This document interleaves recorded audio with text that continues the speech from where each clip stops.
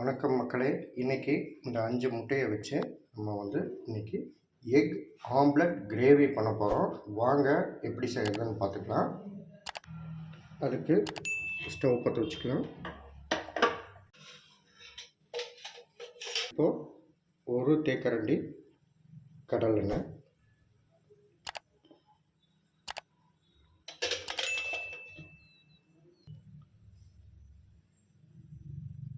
கடுகு சேர்த்துக்கலாம்.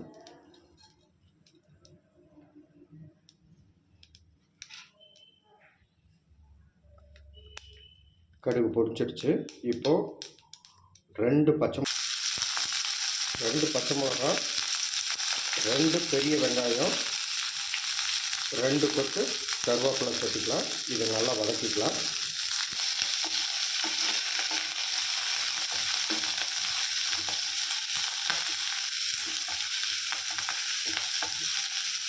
ஸ்டவ்வை லோ ஃப்ளேமில் வச்சுக்கலாம்.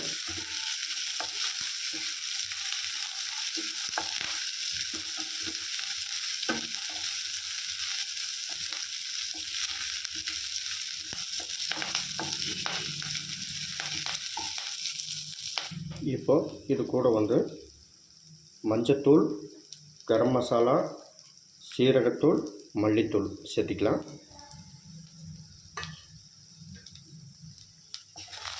இதை நல்லா வதக்கிக்கலாம்.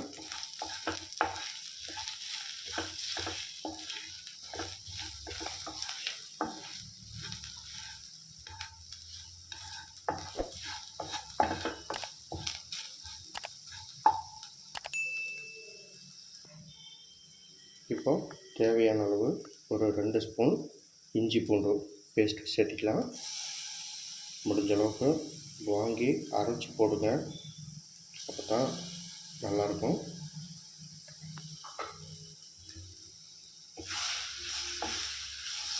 இஞ்சி பூண்டு விழுது பச்சை வாசம் போகிற வரைக்கும் நல்லா வதக்கிக்கலாம்.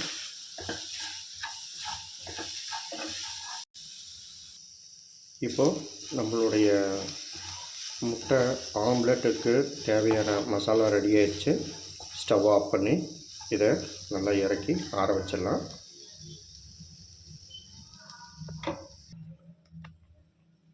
இப்போது நம்ம மசாலா எடுத்த மசாலாவை இந்த பவுலில் நம்ம சேர்த்துக்கலாம்.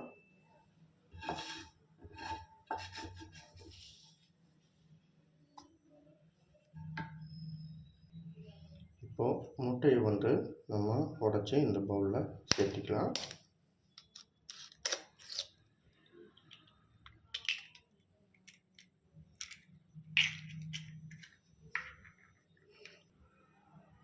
இப்படியே எல்லா முட்டையும் உடைச்சி ஊற்றிக்கலாம்.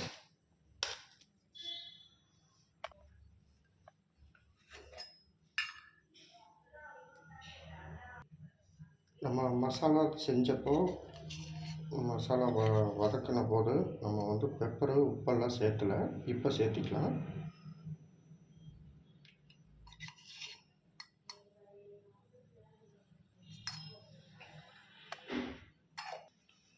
தேவையான அளவு இந்துப்பு சேர்த்திக்கலாம். இப்போது 4 முட்டை உடைச்சி ஊற்றியாச்சு. நம்ம வறுத்து வச்ச வெங்காயம் இது எல்லாத்தையுமே இதோட நல்லா எல்லாத்தையும் நம்ம இப்போ மசாலா ரெடி பண்ணியிருந்தோம்ல, அந்த மசாலாவில் இது எல்லாத்தையும் நல்லா கோட்டாகிறாப்புல நல்லா பிளெண்ட் பண்ணிக்கலாம்.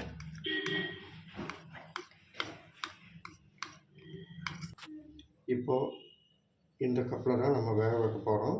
ஸோ எண்ணெய் ஊற்றி நல்லா தொடச்சிக்கலாம்.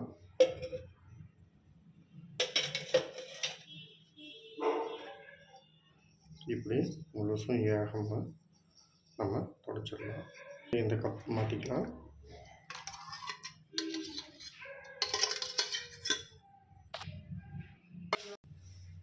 இட்லி கப்புக்குள்ளே வச்சு நல்லா ஒரு 10 நிமிஷம் நல்லா பாயில் பண்ணிடலாம்.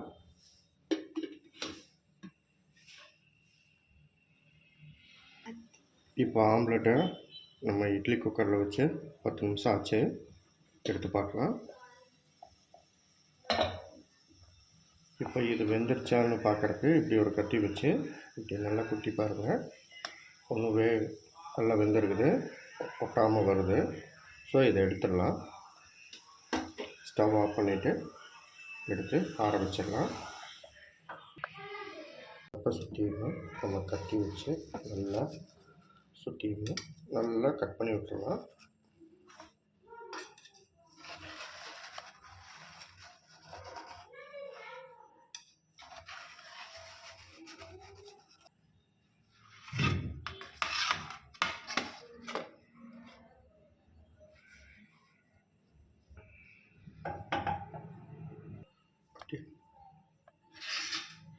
இப்போது இதை வந்து நம்ம கட் பண்ணிடலாம்.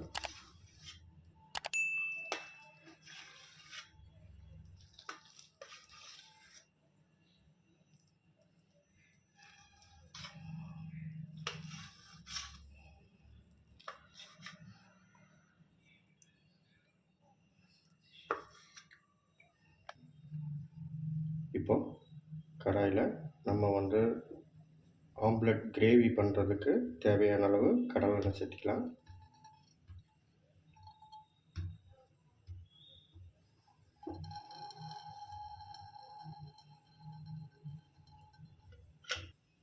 எண்ணெய் சூடாயிடுச்சு. இப்போ கருவேப்பிலை சேர்த்திக்கலாம்.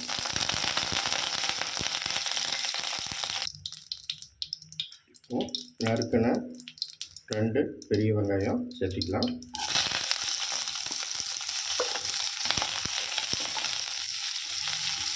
நல்லா வதக்கிக்கலாம். நல்லா பொன்னிறமாகிற வரைக்கும் வதக்கணும். இப்போது இஞ்சி பூண்டு விழுது சேர்த்திக்கலாம்.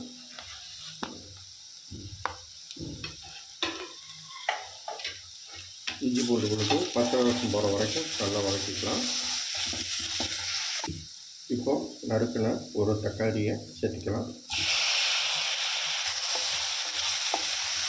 நல்லா மைய ஆகிற வரைக்கும் நல்லா வதக்கிக்கலாம்.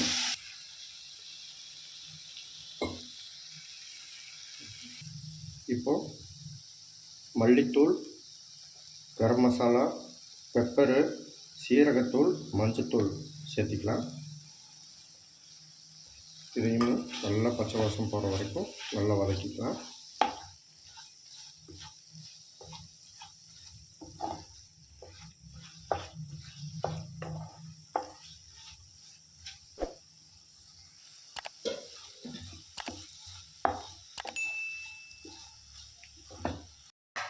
வேக வச்சு எடுத்த மசாலா ஆம்லெட்டை நம்ம இதோடு சேர்த்திக்கலாம்.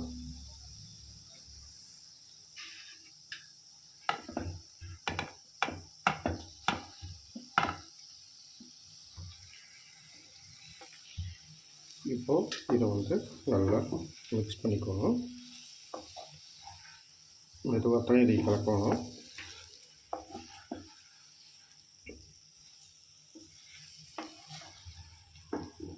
இப்போ தேவையான அளவு தண்ணி சேர்த்துக்கலாம்.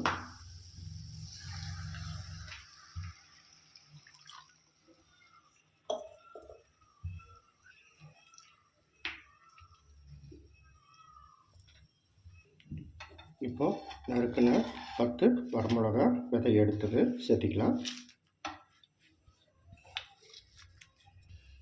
இப்போது இந்த கிரேவிக்கு தேவையான அளவு உப்பு சேர்த்திக்கலாம். ஸ்டவ்வை ஹை ஃப்ளேமில் வச்சு நல்லா குக் பண்ணிக்கலாம். இப்போது நம்ம லிட்டை போட்டு மூடி வச்சிடலாம். இப்படியே வந்து ஒரு 5 நிமிஷம் இப்படியே நல்லா குக் ஆகட்டும். வெயிட் பண்ணலாம். நடுவில் இப்படி வந்து லிட்டை ஓப்பன் பண்ணி கிளறி விட்டுறலாம். அப்போ தான் வந்து அடி பிடிக்காமல் இருக்கும்.